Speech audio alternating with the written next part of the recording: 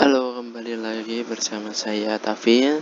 Jadi kali ini kita akan melanjutkan belajar HTML kita yang minggu kemarin kita sudah belajar membuat form ya. Kita belajar membuat form dari form registrasi, terus apa aja elemennya gitu. Nah, untuk sesi kali ini kita bakal membedah, mengkorek tentang elemen semantik pada HTML gitu ya. Jadi di HTML ini juga ada elemen-elemen semantik yang memiliki tujuan-tujuan tertentu. Jadi tidak sembarangan elemen yang digunakan dalam HTML. Jadi setiap elemen dalam HTML itu memiliki tujuan, fungsi, dan kegunaannya sendiri-sendiri.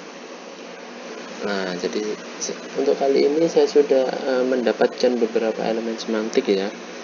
Dan tentunya masih banyak lagi, tidak hanya terbatas ini saja. Tidak hanya terbatas berapa ini? Ya 12, tidak hanya terbatas 12 elemen, tapi masih banyak lagi elemen-elemen yang ada di HTML gitu ya. Jadi mungkin kalian bisa menelusuri lebih dalam lagi, mencari-cari apa aja sih elemen semantik di HTML gitu ya. Nah, kalau kali ini saya buat beberapa gitu ya elemen. Yang pertama langsung saja ada elemen, pastinya elemen body ya. Nah, elemen body ini untuk membungkus sebuah teks dari HTML atau isi HTML itu sendiri gitu ya. Lalu lanjut ke elemen artikel. Oke. Elemen artikel ini adalah elemen yang digunakan untuk membuat sebuah artikel. Jadi bahasanya artikel, jangan lupa dikasih tutup ya.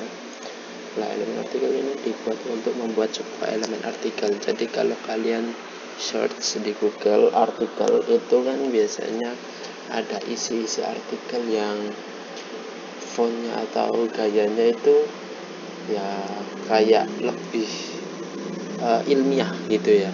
Nah, itu ada elemen tersendiri untuk membuat sebuah artikel gitu ya. Jadi nggak hanya sebuah body terus paragraf terus apa gitu, enggak ya, tapi ada elemen tersendiri untuk membuat sebuah artikel gitu. Lalu next yang kedua ada aside. Aside ini yaitu elemen untuk membuat bagian samping. Jadi bagian samping itu artinya kalau di artikel itu ya, jika kalian lihat elemen samping, bentar elemen bagian samping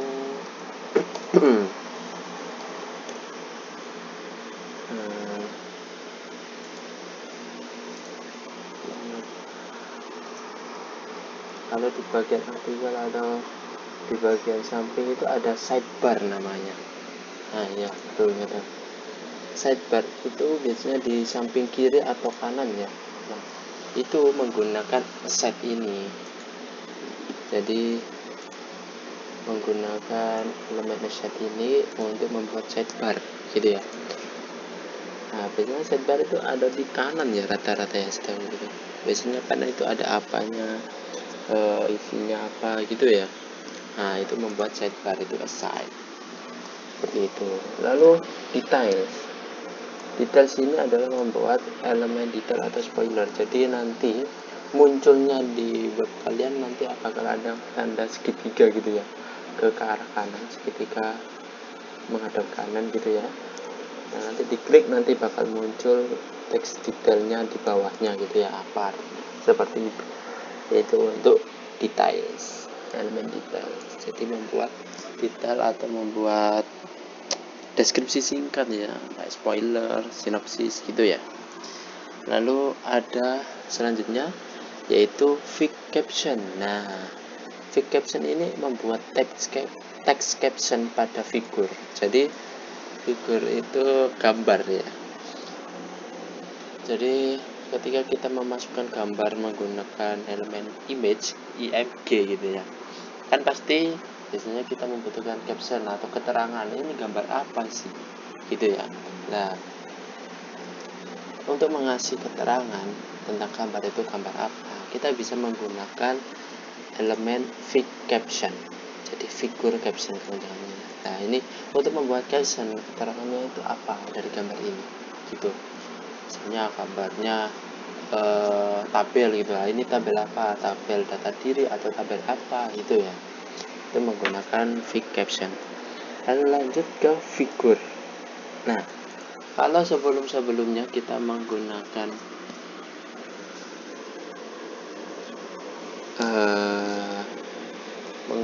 image ya, ini bisa menggunakan figur juga. Jadi image figur.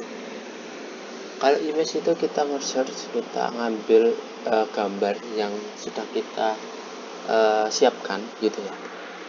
Kalau figur untuk membuat figur atau gambar pada artikel, jadi menambahkan gambar pada artikel gitu ya ini, atau bisa membuat gambar gitu figurnya ini. Saya belum pernah nyoba ya ini sih, jadi kurang tahu nanti hasilnya gimana gitu ya. Lalu ke footer lanjut. Nah, footer ini kalau di Word kalian biasanya terdapat catatan kaki, biasanya di karya tulis ilmiah atau jurnal gitu ya, biasanya ada catatan kakinya.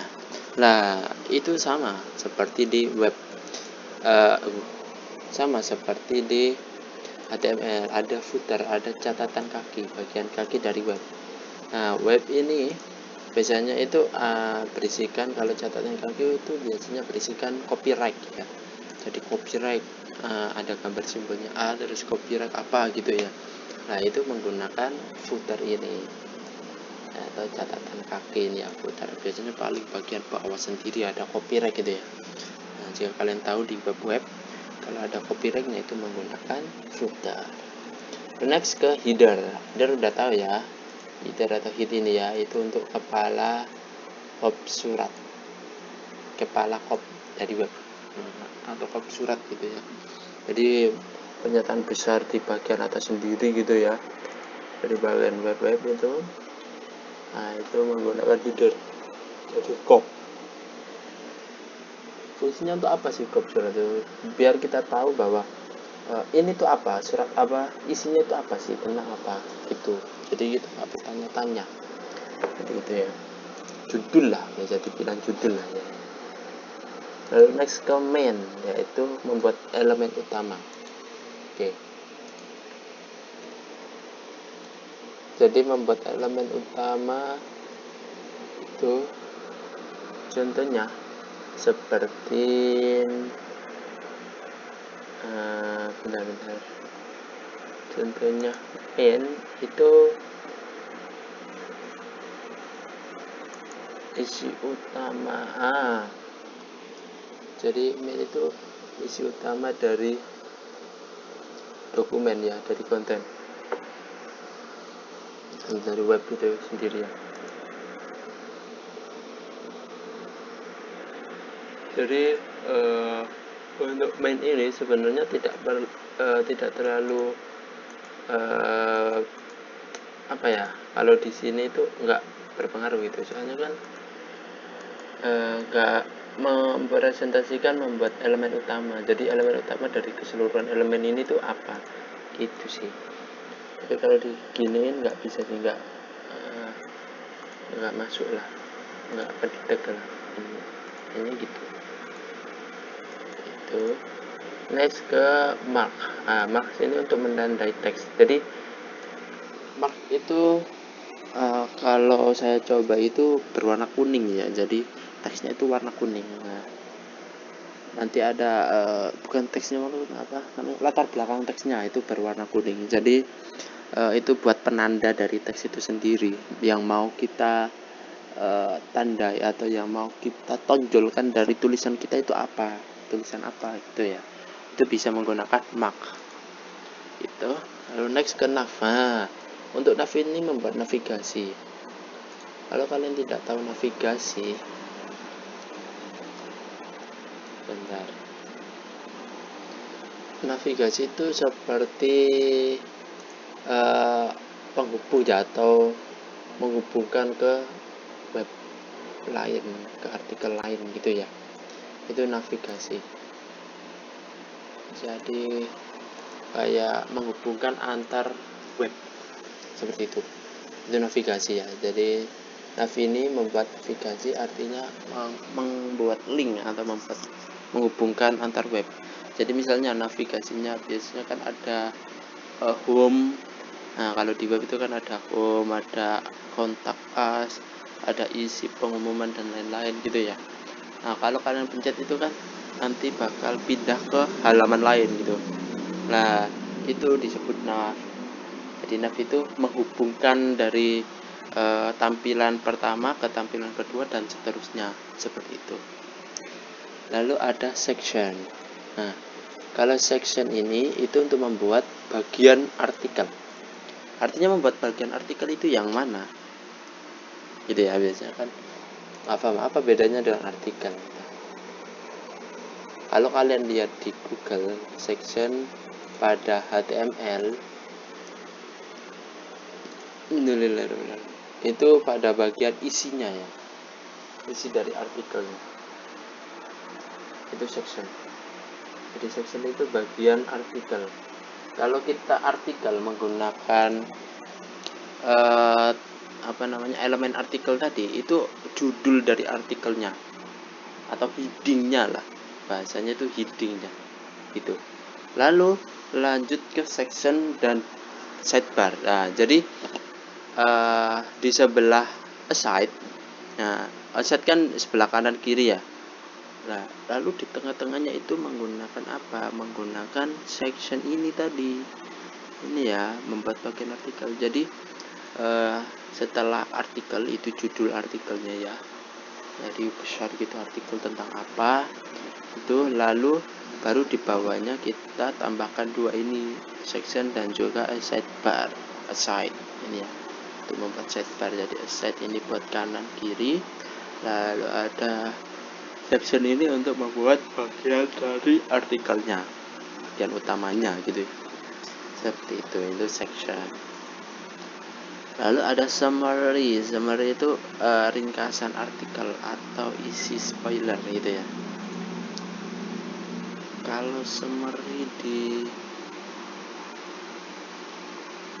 artikel itu kayak paling atas sendiri, kayak abstrak gitu ya.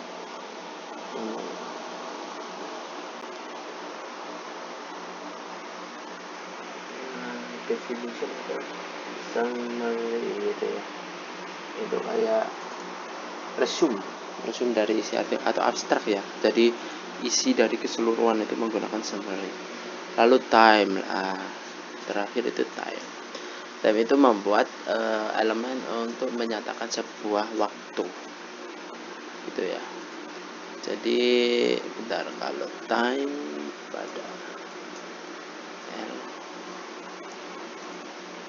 kalau kalian lihat di form sebelumnya itu kan kayak ada tanggal gitu ya. Nah, ini sama kayak tanggal itu, cuman ini menyatakan waktunya. Kita nggak bisa milih sih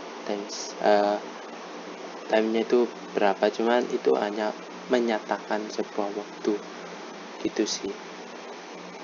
Dan isinya time itu juga bisa kalau kalian membuat kayak real time, jadi mengikuti waktu sesuai software atau sesuai tanggal di laptopnya masing-masing, di komputernya masing-masing, itu bisa. Nanti ada linknya sendiri, times apa gitu.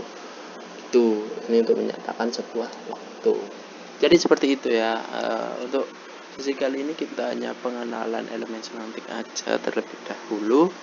Kalian bisa cari-cari juga elemen semantik di beberapa media ya, baik itu Google atau yang lain. Kalian bisa buka-buka di web pembelajarannya lain itu ya. Elemen-elemen semantik pastinya banyak sih elemen semantik. Kalau saya sih biasanya nyarinya tuh di IG, biasanya banyak elemen HTML gitu ya, belajar HTML gitu.